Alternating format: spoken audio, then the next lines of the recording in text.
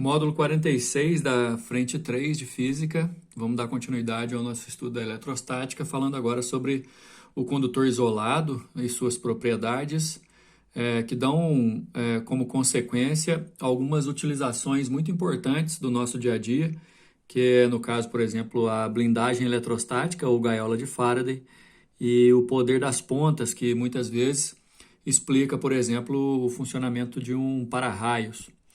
Né? Mas para começar, a gente precisa definir o que é um condutor isolado. Né? Um condutor isolado é aquele que, trocando em poucas palavras, é um corpo condutor. Ele pode até assumir carga, né? Ele pode estar eletrizado ou não, porém, não existe nele condução de corrente elétrica. Como a apostila de vocês coloca, não existe nele nenhum movimento ordenado de cargas elétricas. Movimento esse que a gente pode chamar de corrente elétrica. Mas muitas vezes o próprio exercício vai falar: considere um condutor isolado, considere uma esfera metálica isolada, considere um condutor oco isolado. Enfim, usando a palavra isolado significa que ele é eletrizado ou não, não é percorrido por corrente. E daí surgem algumas propriedades. Na verdade, nessa aula a gente tem 7 propriedades para poder analisar. Vamos analisar aí com muita calma todas elas para a gente poder aplicar depois nos nossos exercícios. Já posso adiantar para vocês que tudo que a gente vai ver aqui é teórico. Você tem que entender a definição, né? A gente vai discutir aqui um pouco sobre a ideia que cada uma das propriedades traz e a utilização. Aliás, a primeira e a segunda propriedades, vamos tentar entender as duas juntas. Levando em consideração que as duas falam de duas grandezas importantíssimas que a gente viu nas aulas anteriores. Uma é o campo elétrico e a outra é o potencial elétrico. Na verdade, a primeira fala sobre o campo elétrico em um condutor eletrizado, principalmente o campo elétrico no interior desse corpo eletrizado. Pessoal, não esqueçam, o campo elétrico no interior de um corpo eletrizado oco é sempre zero. A gaiola de Faraday, ela utiliza-se de uma propriedade importante. O fato do campo elétrico ser zero no interior de um corpo, um condutor isolado, é o que a gente chama e usa como blindagem eletrostática. É o que te protege, por exemplo, se o carro onde você está, o automóvel onde você está, eventualmente recebe uma descarga elétrica vinda de um raio ou então de algum acidente com a rede elétrica. Muita gente acha que o carro está isolado de corrente elétrica e de descarga elétrica por conta dos pneus, mas não é bem assim, viu, pessoal? A lataria do carro, feita de metal, condutor isolado, quando recebe uma carga, né, primeiro, você tem que entender que a eletrização vai ser distribuída pela sua parte externa. A parte interna não recebe eletrização. E, além disso, o campo elétrico interno lá dentro, o campo elétrico resultante lá dentro é zero. Ou seja, lembrar que o campo interno é zero, né, te explica, por exemplo, por que uma pessoa que está dentro de um carro recebe uma descarga elétrica fortíssima de um raio, por exemplo, e não acontece nada com ela, desde que ela se mantenha lá dentro e espere toda aquela carga se dissipar. A ideia é que é nulo o campo elétrico no seu interior. Sempre no condutor isolado, o campo elétrico interno é zero, é o que a gente chama de gaiola de Faraday, utilizando uma propriedade que, trocando em duas palavras, é blindagem eletrostática, ou seja, é como se aqui dentro você tivesse protegido de qualquer outra descarga elétrica, ok? Ao passo que, cuidado para não confundir, porque uma coisa é você dizer que o campo elétrico lá dentro é zero, e a outra coisa é você entender o potencial elétrico interno. O potencial elétrico interno não é zero. Existe potencial elétrico dentro de um condutor isolado. O que completa a ideia da blindagem eletrostática, da gaiola de Faraday, da proteção que isso aqui consegue colocar em relação às descargas elétricas ou condução de eletricidade, é que interiormente não existe diferença de potencial. É constante o potencial elétrico em todos os seus pontos, internos e da superfície. Então, da superfície desse condutor para dentro, aí eu queria que vocês imaginassem isso aqui em 3D, né? Isso aqui é como se fosse um ovo, uma casca de ovo eletrizada. Da superfície para dentro, o potencial é o mesmo em todos os pontos. Então, marcando alguns pontos, igual eu estou fazendo com o lápis aqui, ó, qualquer um desses pontos, inclusive da superfície, vai receber o mesmo potencial. O potencial de qualquer ponto interno é igual ao potencial de qualquer ponto da superfície. Todos eles possuem potenciais iguais. De um ponto para outro, você não consegue diferença de potencial. Mais um motivo também para você acreditar na blindagem eletrostática. A terceira propriedade reafirma a questão de que as cargas elétricas em excesso em um condutor, carga elétrica em excesso é porque esse condutor está eletrizado, ok? Lembrando que um condutor isolado não precisa estar eletrizado para estar isolado ou para assumir suas propriedades. Mas nesse caso, quando fala carga em excesso, porque ele está eletrizado e nesse caso elas sempre vão distribuir pela sua superfície externa. Cria-se uma ideia aqui do que a gente chama de densidade superficial de carga, representada pela letra sigma minúsculo.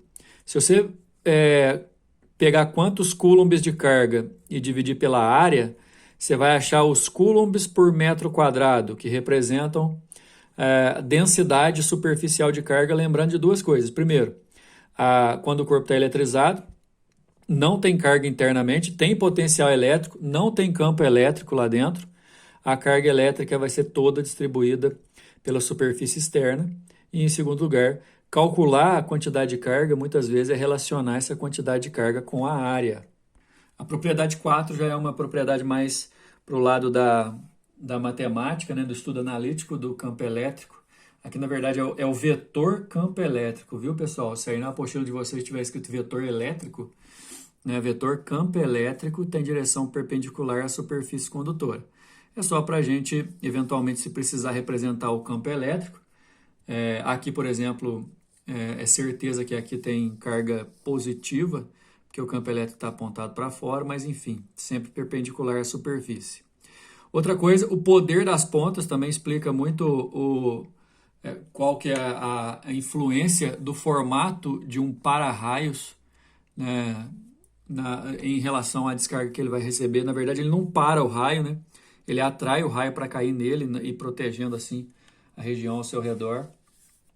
Todo corpo eletrizado, e o chão pode estar eletrizado muitas vezes, quando a superfície é uniforme, a carga se distribui uniformemente, criando aquela ideia que eu falei agora há pouco, da densidade superficial de carga. Só que essa densidade superficial de carga é sempre maior nas pontas. As cargas se concentram mais nas superfícies menores. Então, esse corpo aqui que está como exemplo, que é todo irregular, ele tem detalhes assim, de cargas distribuídas, mas quanto menor for, mais juntas as cargas vão ficar. A gente chama isso de poder das pontas, porque aí, se esse corpo aqui tiver que descarregar ou então receber uma descarga, ele vai receber ou descarregar por essa ponta. Assim funciona um para-raios, né, que normalmente ele fica no lugar mais alto, né, protegendo uma determinada localização, e ele também é pontudo, né, quebrando assim o que a gente chama de regularidade superficial da atmosfera. E quando a Terra está eletrizada por conta de indução das nuvens, antes de acontecer uma descarga elétrica, as cargas vão se distribuir e distribuindo com a concentração maior nas pontas. Se de repente você estiver num campo, numa planície, né, muito limpa, e você estiver em pé ali durante uma tempestade, você vai funcionar como um para-raios. É preciso tomar cuidado com isso, né? Porque aí as cargas vão se concentrar ao seu redor, porque você vai ser a ponta da superfície. Ainda nessa ideia de superfície, está falando que a intensidade do campo elétrico vai ser maior nas pontas também, porque é proporcional à densidade de carga. Então, assim, o vetor campo elétrico vai se comportar de um jeito diferente, porque onde for mais denso superficialmente de carga, maior vai ser o campo. E por último, a sétima, especificamente falando de um corpo especial, que é uma esfera. A esfera condutora, como é uma superfície perfeitamente homogênea, vai ter uma distribuição homogênea também, uma distribuição uniforme desse campo elétrico ao seu redor. Já na parte de exercícios, pessoal, olha aí da Fundação Getúlio Vargas em 2018, número 1. A gaiola de Faraday é um curioso dispositivo que serve para comprovar o comportamento das cargas elétricas em equilíbrio. A pessoa em seu interior não sofre a descarga. Dessa experiência, conclui-se que o campo elétrico no interior da gaiola é...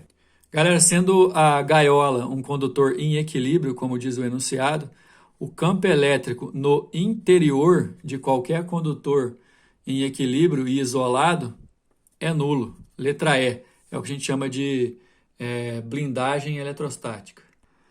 Número 2. Quando eletrizamos um condutor elétrico, as suas cargas elétricas distribuem-se pela sua superfície, sendo nula a presença delas no seu interior. Essa aqui é aquela terceira propriedade do condutor isolado que a gente estudou na página anterior, viu, gente? No entanto, há diferença entre as distribuições em esferas e os corpos alongados, como se percebe na comparação da figura 2 com as demais. A figura 2 a figura 2 é ovalada, você repara que as cargas estão concentradas nas pontas, assim como nessa seta, e na esfera, distribuição uniforme. Detalhe para um potencial interno aqui de 1000 volts. Se eu disser que o potencial em I é 1000 volts, no potencial em B e em qualquer ponto da superfície também vai ser 1000 volts. É a segunda propriedade que a gente estudou na página anterior. A mesma coisa aqui, em qualquer ponto interno ou da superfície do condutor, o potencial elétrico existe, mas não muda, é sempre o mesmo.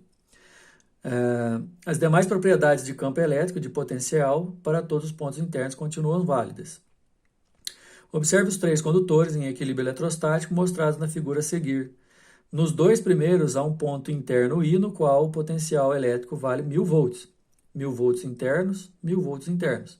No terceiro há um ponto de sua superfície no qual o potencial elétrico também vale 1000 volts. Então, nesse ponteiro aqui de para-raio, algum ponto da superfície também tem 1000 volts. Mas vamos lembrar, na superfície internamente o potencial é o mesmo, né? É o que diz a segunda propriedade do condutor isolado. Observando a distribuição de cargas nos corpos das 3 figuras, notamos que... Vamos analisar opção por opção, porque ele não faz uma pergunta direta, né? A letra A fala que o campo elétrico no entorno da esfera é uniforme, pois suas cargas estão uniformemente distribuídas. Aqui tem um perigo muito grande, as cargas realmente estão uniformemente distribuídas, só que o campo elétrico ao redor da esfera não é uniforme. Dizer que o campo elétrico ao redor da esfera é uniforme significa dizer que afastar-se da esfera não influencia no valor do campo. A gente lembra, pessoal, que o campo elétrico é uma função da carga e do quadrado da distância, inclusive uma função inversa. Ou seja, ao redor dessa carga, o campo elétrico vai diminuindo à medida que você vai se afastando. Então, ele não é uniforme. Letra B diz que na figura 1 e na figura 2, o módulo do campo elétrico, o campo elétrico nos pontos A e B é diferente de zero. Ele está dizendo que internamente existe campo elétrico diferente de zero. Isso é mentira, isso é falso. O campo elétrico em qualquer parte de um condutor isolado, internamente falando, é zero. É a blindagem eletrostática, a primeira propriedade que nós vimos. Letra C está dizendo que o campo elétrico nas imediações da ponta da figura 3 é muito intenso. Até aí, beleza, porque aqui a gente tem uma alta densidade de cargas, proporcionando a descarga elétrica. É por ali que vai acontecer o raio, por exemplo. O fenômeno denomina-se poder das pontas. Perfeita, a letra C, a nossa resposta já. Número 3, dá uma olhada aqui, uma esfera oca ou casca elétrica. Se é uma esfera, pessoal, você tem que tomar cuidado, porque a esfera é o chamado corpo perfeito. Para ser eletrizada, a carga vai ser distribuída uniformemente no seu redor, assim como outro corpo qualquer, eletrizado ou não, no caso de ser um condutor isolado, o potencial elétrico na superfície é igual a qualquer ponto interno e lá dentro também não tem campo elétrico. Uma casca esférica metálica de raio R, eletrizada, com uma quantidade de eletricidade positiva Q, possui densidade superficial de carga elétrica sigma dada por. Lembrando que essa densidade, a letra sigma, é carga sobre área. E a área, pessoal, é a área de uma esfera, que é 4πr ao quadrado, como a gente já viu lá na parte de geometria nossa da matemática, né? Aliás, a gente viu isso no segundo ano, esse ano a gente ainda vai rever. Levando em consideração que é uma carga Q e uma área de 4πr ao quadrado, então nós temos a resposta aqui na letra A, ó, densidade superficial de carga. Número 4, Em uma manhã ensolarada, uma jovem vai até um parque para acampar e ler. Ela monta sua barraca próxima de seu carro, de uma árvore e de um quiosque de madeira. Durante sua leitura, a jovem não percebe a aproximação de uma tempestade com muitos relâmpagos. A melhor maneira de essa jovem se proteger dos relâmpagos é, bom, dentre as opções, entrar no carro vai ser a melhor, porque o carro vai funcionar com uma blindagem eletrostática. O carro pode receber a descarga, essa descarga vai induzir carga no carro, mas só pela parte de fora, o campo elétrico interno é zero. A diferença de potencial também lá dentro é zero. Existe potencial, mas não diferença de potencial. Ela só vai ter que se manter lá dentro do carro. Ela não pode sair depois da descarga elétrica, porque senão ela vai criar uma DDP e vai criar corrente. Mas o lugar mais adequado é dentro do carro. Então ela tem que entrar no carro. Letra A. Número 5. Em museus de ciências é comum encontrar-se máquinas que eletrizam materiais e geram intensas descargas. O gerador de Van der Graaf, da figura 1, esse aqui, né, é um exemplo como testam as faíscas. Da figura 2, se chegar um condutor ali perto, vai dar uma faísca que ele produz. O experimento fica mais intenso quando se aproxima do gerador em funcionamento com a mão uma lâmpada fluorescente. Essa lâmpada acende, viu, gente? Quando a descarga atinge a lâmpada, mesmo desconectada da rede elétrica, ela brilha por breves instantes. Muitas pessoas pensam que é que é o fato de a descarga atingir a lâmpada que a faz brilhar. Contudo, se a lâmpada for aproximada dos corpos, tal como se vê na figura 2, no momento em que a descarga ocorrer entre eles, a lâmpada também brilhará, apesar de não receber nenhuma descarga elétrica. Ela não recebe nenhuma descarga elétrica, pessoal, mas tem uma região de influência aqui ao redor, né? A grandeza física associada ao brilho instantâneo da lâmpada fluorescente, por estar próxima de uma descarga elétrica, por estar próxima e não encostada, não vai receber a descarga, mas existe uma região de influência aqui ao redor. Essa região de influência a gente aprendeu que se chama campo elétrico. Então é por causa do campo elétrico que ela acende, a resposta da letra B. Bom, na próxima aula continuaremos com esse mesmo assunto, porém a gente vai ficar um pouco mais específico com a esfera eletrizada, ok? Até mais.